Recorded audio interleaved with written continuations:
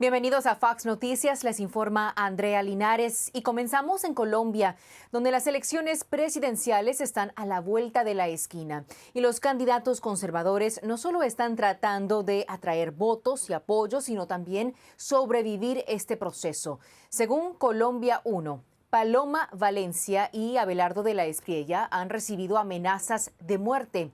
Y aunque el presidente colombiano Gustavo Petro denunció esta intimidación y prometió medidas para proteger a todos los candidatos, la amenaza es demasiado real. Y es que ni siquiera ha pasado un año desde que el candidato presidencial conservador Miguel Uribe Turbay fue asesinado en Bogotá, Colombia. Por eso no es sorprendente que Colombia haya caído 13 posiciones en el índice de democracia de la Economist Intelligence Unit. Se trata de la peor calificación en su historia. Ahora, entre 167 países, Colombia está en el puesto número 73 y es considerada un régimen híbrido.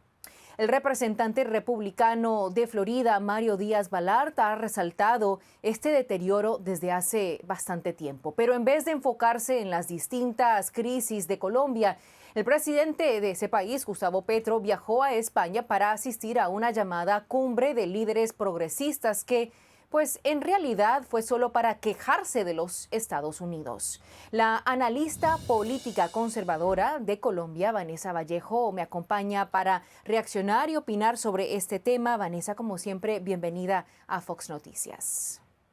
Muchas gracias por la invitación. Vanessa, a pesar de los reportes de amenazas de muerte, el jefe del Departamento Conjunto de Inteligencia de las Fuerzas Militares en Colombia, pues está diciendo que ninguna agencia de inteligencia colombiana tiene información real de planes de un atentado a candidatos. ¿Cuál es tu reacción sobre este hallazgo? Pues es una situación muy preocupante porque vemos las amenazas. Tenemos al expresidente Uribe, por ejemplo, diciendo que él tiene información de que las amenazas, particularmente a la candidata Paloma Valencia, vienen del ELN, pero del otro lado tenemos un gobierno del presidente Gustavo Petro que dice que no tiene información, que más o menos quiere tirar esto debajo del tapete. Y aquí pueden ser muchas cosas. Puede ser incompetencia del gobierno colombiano, pero también puede ser que al gobierno colombiano, al presidente Gustavo Petro, de la gente que está alrededor de él, y por supuesto a las guerrillas les convenga que en Colombia se desate toda una crisis.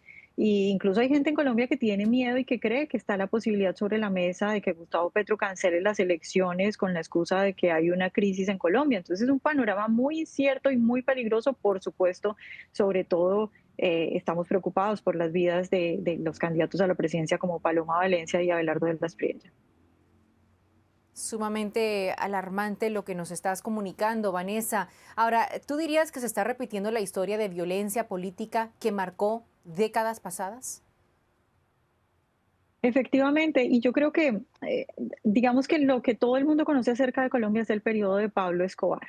Y efectivamente Pablo Escobar llegó al Congreso, por ejemplo, pero hasta cierto punto Pablo Escobar era abiertamente conocido, después se conoció que era un narcotraficante, era perseguido. En este momento yo creo que la situación en Colombia es incluso más complicada que la época de Pablo Escobar, porque tenemos un gobierno que está si pensamos bien, si somos, digamos, generosos, está infiltrado, utilizamos la palabra infiltrado por las guerrillas, infiltrado por el narcotráfico, y si pensamos mal, diríamos que está directamente relacionado con el narcotráfico. Entonces es una especie de narcogobierno que todavía no se reconoce como narcogobierno, pero que efectivamente incluso el hijo de Gustavo Petro en cierto momento dijo que dineros del narcotráfico habían entrado a la campaña de su padre. Entonces es un momento muy difícil y que efectivamente nos recuerda esos peores tiempos de Colombia en la época de Pablo Escobar.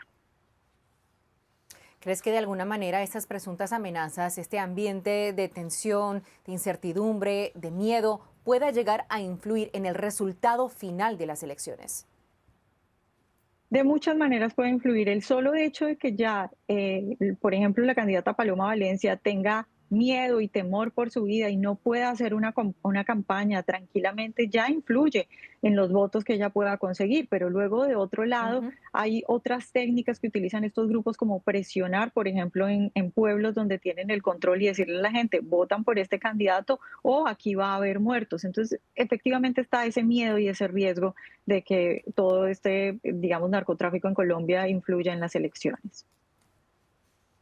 Si la derecha se une, ¿cuán probable sería poder ganarle a Iván Cepeda? Porque de lo contrario, y eso es lo que comentan muchas personas también, es que se corre el riesgo de dividir ese voto y simplemente estar regalándole las elecciones a la izquierda. Pues afortunadamente lo que muestran las encuestas es que Iván Cepeda sí gana en primera vuelta, pero tiene una especie de techo que parece que no pudiera superar, por lo tanto eso siempre lo lleva a una segunda vuelta. En la segunda vuelta, pues el riesgo, las encuestas también muestran que en la segunda vuelta ganaría o Paloma o Abelardo de las Priellas si se enfrentan con Iván Cepeda, pero el riesgo ahí sí sería lo que tú dices, que de pronto en este Ujú. proceso haya gente que vote por uno de los dos candidatos de derecha y en la segunda vuelta no quiera salir a apoyar al que pase porque apoyaba al otro candidato, entonces al dividirse el voto Ujú. pueda sacar ventaja Cepeda, pero por eso es importante que de cara a la segunda vuelta todo aquel que no sea de izquierda se una y salga a votar. Sí, totalmente. Ahora, Petro salió diciendo, y cito textualmente, habrá una rebelión si Estados Unidos no replantea su política con Latinoamérica. ¿Qué piensas sobre estas palabras, Vanessa? Pues esto se puede tomar como una amenaza para Estados Unidos, pero sobre todo a mí lo que me parece increíble es que esta es la primera vez que yo veo a Gustavo Petro poner sobre la mesa que tiene miedo de que pueda terminar como Nicolás Maduro preso en una cárcel en Estados Unidos.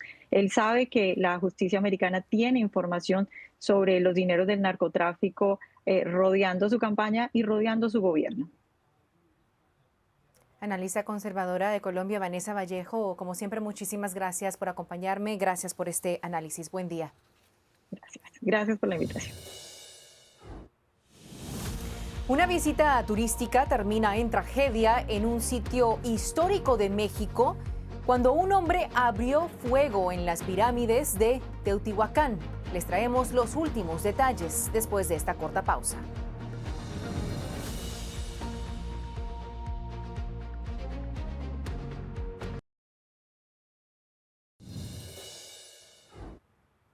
Bienvenidos de vuelta a Fox Noticias. Pasamos a México, donde una visita turística terminó en terror en un sitio histórico en Teotihuacán.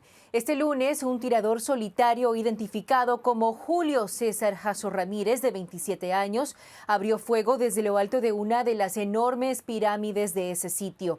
El tiroteo dejó una turista canadiense sin vida y al menos 13 lesionados. Al menos 6 víctimas eran estadounidenses.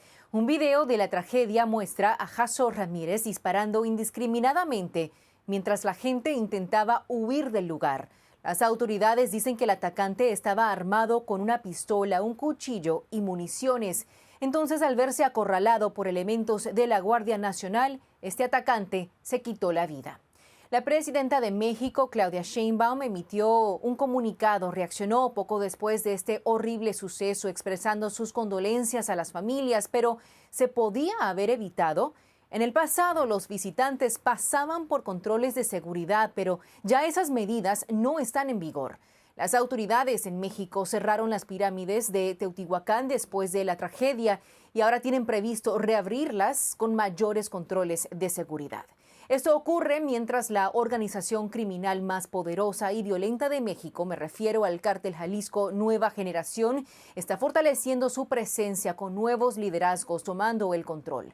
Juan Carlos Valencia González, el hijastro de El Mencho, ha sido identificado como el posible sucesor. Tras la muerte de su padrastro, que desató el caos en partes de México, Sheinbaum afirmó que la seguridad en ese país estaba mejorando, pero ahora, mientras nos acercamos al Mundial, surge una nueva pregunta. ¿Puede México garantizar la seguridad de sus turistas y de sus propios ciudadanos? El doctor Caleb Crane, analista de seguridad y crimen organizado en México, está conmigo para dar su opinión al respecto. Muchísimas gracias por acompañarme. Bienvenido a Fox Noticias. No, al contrario, muchas gracias por tenerme. Pues las autoridades mexicanas dicen que este sujeto responsable del tiroteo en las pirámides actuó solo. Pero ¿qué más se sabe sobre este tirador? Bueno, la realidad es que hay que construir un poco lo que ocurrió días previos, ¿no? El sábado 18 de abril, Sheinbaum estaba en Barcelona, como bien se sabe, como bien se comentó, en Ujú, esta cumbre progresista. Ese día ella ujú. habla sobre la paz y sobre construir una paz, sembrar árboles, en fin, esa narrativa muy, muy de la presidenta. Lo que ocurre después es que llega a México y comenta que, bueno, que la derecha es odio. Y ese mismo día ocurre lo de la pirámide. Y es, como bien se dice, un francotirador solitario de 27 años, como se comenta, en donde empieza a disparar a turistas de diferentes países, 6 de ellos americanos, una canadiense, un niño colombiano herido de 6 años, y esto a 7 semanas del Mundial. Entonces, esto deja Sí, pensar toda una situación en donde México realmente no está preparado para tener un mundial cuando, por ejemplo, en una pirámide que recibe 5 millones de sí, visitantes al año, debiera de tener por lo menos medidas preventivas. Entonces, por tuvo que supuesto. pasar esta tragedia para darse cuenta que no hay prevención. Ahora, no fueron drones, no fueron un grupo narcoterrorista, fue un tirador Ujú. solitario. Y cuando no se tiene los mínimos esquemas de prevención para un tirador solitario, ¿realmente tenemos la capacidad para una amenaza más sofisticada del narcotráfico, como pudieran ser un ataque de drones en un estadio, por ejemplo? Eh, Levanta muchas preguntas ¿Usted diría que más que respuestas. estamos hablando de un caso aislado o refleja más bien una tendencia más preocupante sobre el nivel de violencia en México? También me pregunto cuál sería la ideología, la motivación de este individuo. O sea, ¿representa a la izquierda? A ver, lo primero, no es solamente un caso aislado. No sé, cuando hay fosas clandestinas que se encuentran prácticamente eh, todas las semanas, cuando hay madres buscadoras que encuentran cuerpos en fosas clandestinas que están a pocos metros de de los estadios de fútbol que se van a jugar los partidos del Mundial en Jalisco, entonces no podemos hablar de un caso aislado cuando hay también homicidios Ujú, diarios. Eso es ujú. claro. En cuanto a la ideología de este individuo, parece todo apuntar que, bueno, pues no sabemos si es de izquierda o no. Lo que sí sabemos es que tenía material con la tragedia de Columbine, ¿no? Y tenía alguna fotografía de inteligencia artificial con estos actores que participaron en la matanza de Columbine en Estados Unidos. Bueno, esto es lo que dice la Fiscalía del Estado de México, que Sí. tampoco pues, la realidad es que es una fuente eh, gubernamental Sí, hay que estar muy muy pendiente. fidedigna. Hay que estar pendiente a esta investigación, doctor Crame. Ahora, rápidamente, me queda poco tiempo. Quiero abordar este tema sobre los presuntos trabajadores de la CIA que fallecieron en este accidente, en un operativo antidrogas. Está dando mucho de qué hablar. Hay muchas preguntas aún sin respuestas, sin claridad. Usted, al leer este titular, al conocer los detalles que se saben hasta el momento, ¿hay cooperación realmente entre ambos países o no? Porque la presidenta mexicana dice no haber tenido conocimiento sobre este operativo. En un momento yo llegué a pensar en el caso de hace muchos años de Kiki Camarena. ¿Cuál es su análisis de esto? Yo creo que lo que ocurrió en Chihuahua no debe ser un escándalo diplomático. Realmente yo creo que es el retrato más honesto que hemos visto en años en el verdadero México, ¿no? Es un país, México es un país donde la cadena institucional de seguridad está comprometida. Si la suya tuvo que actuar con el gobierno estatal de Chihuahua, es porque no había una confianza en esta cadena de seguridad con la federación. Entonces, bueno, si la presidenta no sabía, ¿no?, algo tan relevante en la parte doméstica, pues llama la Ujú. atención por qué está en Barcelona atendiendo proselitismo y ideologías y no está en México enterada de lo que está ocurriendo en el país. Sin duda que estaremos siguiendo este caso muy de cerca. Doctor Galeb Krame, muchísimas gracias por acompañarme el día de hoy. Saludos. Gracias a usted. Hasta luego. El verano ya casi está aquí. Viajar costará más dinero. Un experto nos revela cómo navegar la temporada alta mientras suben los precios y las aerolíneas enfrentan mayores costos de combustible. No se lo pierdan.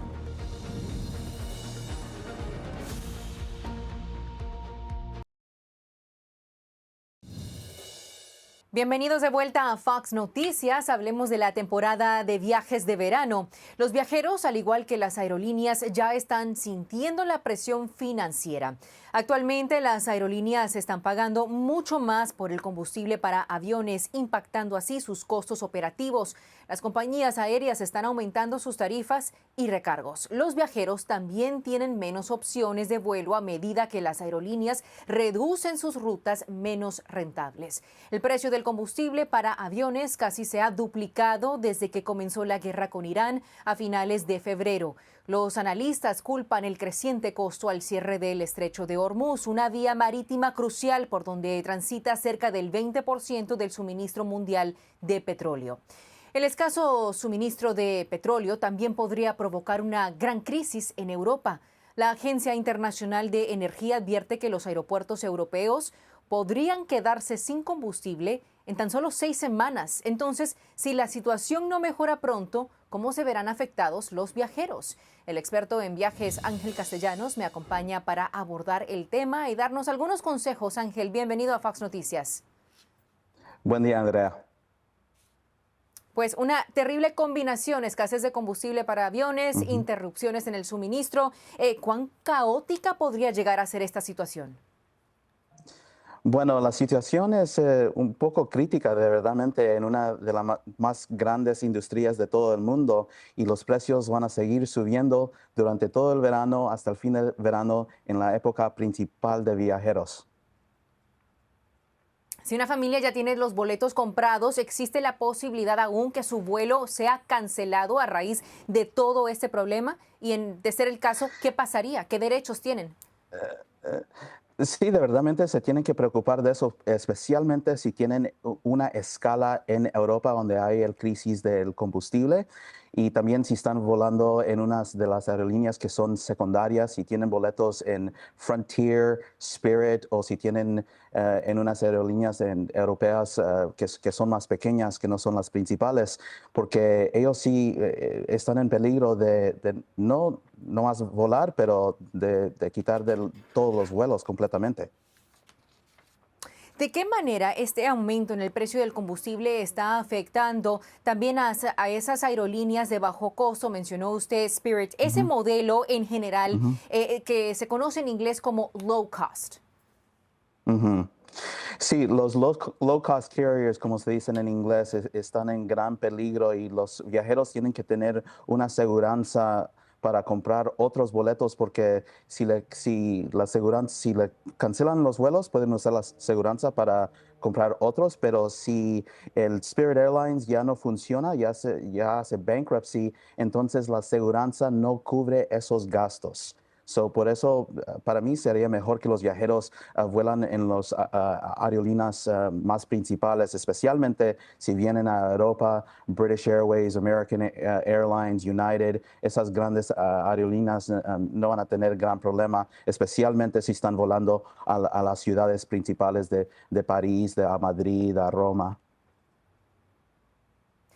Acabamos de reportar que en Europa les quedarían 6 semanas de combustible para estas aerolíneas. ¿Cuál sería la situación en Estados Unidos? Tengo entendido que tenemos más tiempo, pero a veces la gente dice, bueno, están siendo amarillistas, muy dramáticos. ¿Cuál es la situación realmente?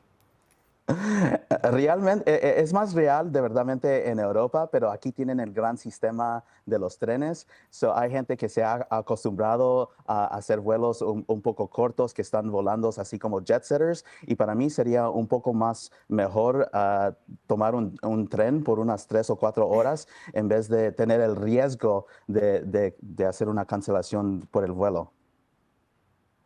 Y no solamente enfrentar la posibilidad que el vuelo sea cancelado, sino el hecho de que están costando mucho más esos pasajes de avión para una familia. Pues desde Roma, Ángel Castellanos, muchísimas gracias por acompañarnos el día de hoy. Ojalá tuviéramos un sistema tan bueno de trenes acá en Estados Unidos. Gracias. Sí. Un día, gracias. Gracias. Ahora regresamos con más de Fox Noticias.